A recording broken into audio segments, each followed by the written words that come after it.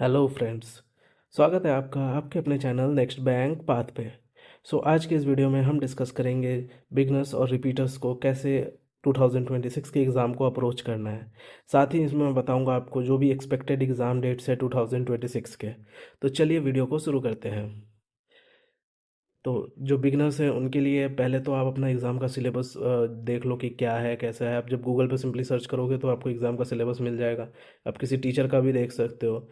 Plus आप किसी भी पुराना नोटिफिकेशन आईबीपीएस पीओ या क्लर्क किसी का भी नोटिफिकेशन उठाओगे तो वहाँ पे आपको हर सब्जेक्ट का वेटेज भी पता चल जाएगा।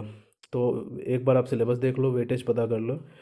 उसके बाद आप पर्टिकुलर सब्जेक्ट के लिए अपना टीचर चुन सकते हो, but stick to one teacher only. पहले आप जैसे बिगिनर हो, आपको नहीं पता है तो आप एक दो टीचर से पढ़ सकते हो, बट जो कंटिन्यूसली आप फॉलो करना वो किसी एक टीचर को ही करना। क्योंकि अगर रिसोर्सेज आपके अनलिमिटेड रहेंगे तो फिर बहुत परेशानी आने वाली है आपको बैंकिंग एग्ज़ाम्स में। बाकी टीचर सेलेक्ट करने के बाद अपना सिलेबस आपको कंप्लीट कर लो उन टीचर्स से। सारे ही टीचर अच्छे हैं। अगर आपको कुछ रिकमेंडेशन चाहिए होगा तो आप मुझे कमेंट सेक्शन में बताना, मैं बता दूंगा कौन सा सब्जेक्ट के लिए कौन से टीचर्स को फॉलो करना चाहिए, जिनको मैं फॉलो करता हूँ। और उसके बाद जब आपका सिलेबस कंप्लीट हो जाए तो फिर पीडीएफ से या वीडियो से प्रैक्टिस करो उन पर्टिकुलर टॉपिक्स की। फिर उसके बाद जब आपने पीडीएफ से प्रैक्टिस कर ली, वीडियो लेक्चर्स देख लिए, आपका सिलेबस कंप्लीट है, तो फिर आप जंप करो मॉक टेस्ट पे सीधा। क्योंकि मॉक टेस्ट सबसे इम्पोर्टेंट एस्पेक्ट है एग्ज़ाम का। क्योंकि तभी आपको टाइम के अंदर जो आप प्रेशर हैंडल करना सीखोगे कि टाइम बाउंड के अंदर आपको कैसे सारे क्वेश्चन सॉल्व करने हैं, कितना टाइम है, किस क्वेश्चन में आपको लग रहा है, ये सब आपको मॉक से ही पता चलेगा।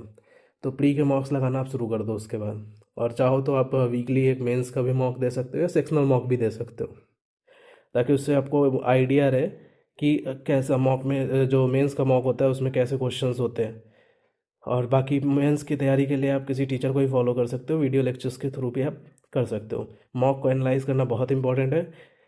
मॉक को एनालाइज करने का मतलब ये नहीं कि आप सिर्फ अपने गलत क्वेश्चंस को देखो कि अरे ये क्वेश्चन मुझसे गलत हो गया। आप सही क्वेश्चंस को भी देखो और उसमें देखो कि आपको कितना टाइम लग रहा है और टॉपर्स का एवरेज टाइम कितना लग रहा है। अगर आपको ज़्यादा टाइम लग रहा है तो उस टाइम को कैसे कम किया जाए इस पर ध्यान दो। मॉक का एनालिसिस आप सही से करोगे तो आपको अपने सारे वीक पॉइंट के बारे में पता चल जाएगा। और भी कुछ जानकारी चाहिए तो आप कमेंट सेक्शन में डाल देना, मैं आपको बता दूंगा। और वीडियो में बने रहो। मैं रिपीटर के लिए जो टारगेट बता रहा हूँ, जो step by step study plan बता रहा हूँ रिपीटर्स के लिए, उसमें भी आपको बेनिफिट मिलेगा, उसको भी देखते हुए जाना आप। रिपीटर्स के लिए आपने सिलेबस कंप्लीट कर रखा है, बट फिर भी आपके मार्क्स नहीं आ रहे अच्छे, तो एक काम करो, आप पहले जितने भी टॉपिक्स हैं जिसमें आपको लगता है कि आपको प्रॉब्लम है, उन सारे टॉपिक्स इंपॉर्टेंट टॉपिक्स को आप रिवाइज करो पहले। अब रिवाइज आप किसी भी तरीके से कर सकते हो। अगर आपने नोट्स बनाया तो उससे कर लो, पीडीएफ से कर लो, या फिर आप वीडियो लेक्चर्स भी देख सकते हो। ये आपके ऊपर है, आपको जो भी सूटेबल हो। उसके बाद रिपीटर्स जो हमेशा गलती करते हैं कि वो बहुत सारे रिसोर्सेज पे बेस्ड होते हैं कि मैं इस टीचर से भी मैथ्स पढ़ रहा हूँ, उस टीचर से भी मैथ्स पढ़ रहा हूँ। आप दो अलग अलग अप्रोच करोगे तो फिर आपको प्रॉब्लम आएगी। इसलिए स्टिक रहो एकदम एक ही रिसोर्स से आप अपने, कि हाँ मैं इस इन्हीं सर को फॉलो करूँगा तो ब्लाइंडली फॉलो करूँगा। लाइक क्वांट्स के लिए आप हर्षल अग्रवाल सर को फॉलो कर सकते हो या यशराज सर को फॉलो कर सकते हो।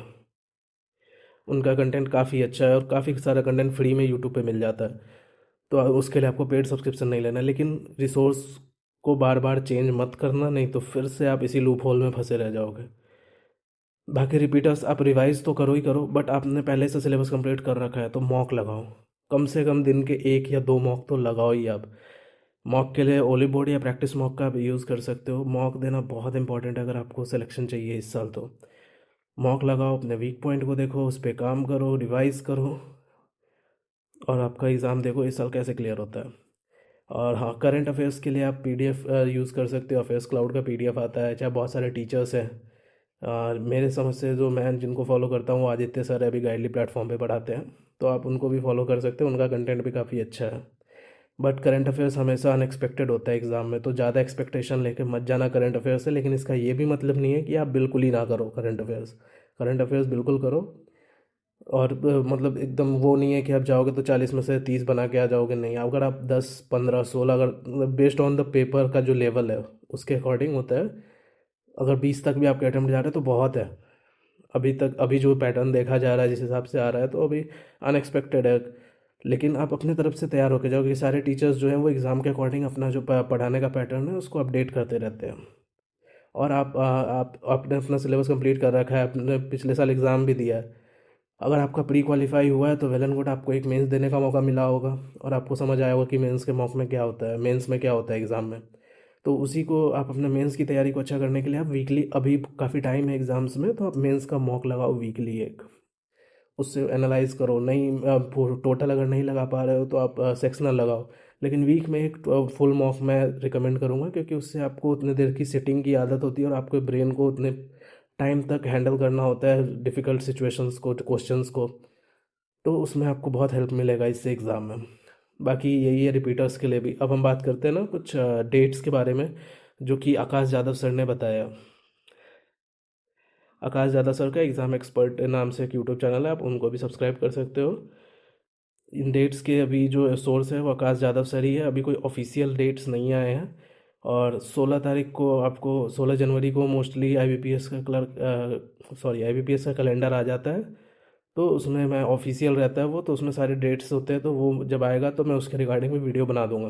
बाकी आपके एक्सपेक्टेड एग्ज़ाम के डेट्स आपको अभी अपने स्क्रीन पे दिख रहे होंगे, या तो इनको लिख लो या प्रिंट आउट करा लो, इसको अपने सामने चिपका लो, जो भी करना है आपके अकॉर्डिंग आप कर सकते हो। ये आपका एग्ज़ाम का शेड्यूल होने वाला है, थोड़ा सा माइनर चेंज हो सकता है क्योंकि एक्सपेक्टेड है। अब ये नहीं कि आकाश सर को जाके आप बोलने लगो कि सर आपने गलत बताया ऐसा कुछ। ये एक्सपेक्टेड डेट है, इसमें कुछ भी हो सकता है, चेंज भी हो सकता है, प्रीपोन भी हो सकता है, पोस्टपोन भी हो सकता है। तो उसके लिए आप ज़्यादा अभी टेंशन मत लो, क्योंकि टाइम है अभी एग्ज़ाम में। आप प्रिपरेशन, अपनी तैयारी चालू रखो। फुल फ्लेज प्रिपरेशन अगर करोगे तो मोस्ट प्रोबेबली इस साल सिलेक्शन ले जाओगे, नहीं तो फिर से एक साल आपका बर्बाद हो जाएगा। मैं रिकमेंड करूँगा कि जितनी जल्दी से जल्दी हो सके इस लूप होल से बाहर आओ। बाकी इस वीडियो में इतना ही। अगर और कुछ आपको जानकारी चाहिए तो आप मुझसे कमेंट सेक्शन में पूछ सकते हो, मैं सारे कमेंट्स का रिप्लाई करता हूँ। Thank you for watching this video. As I always say, stay informed, stay ready, and make sure to subscribe next bank path.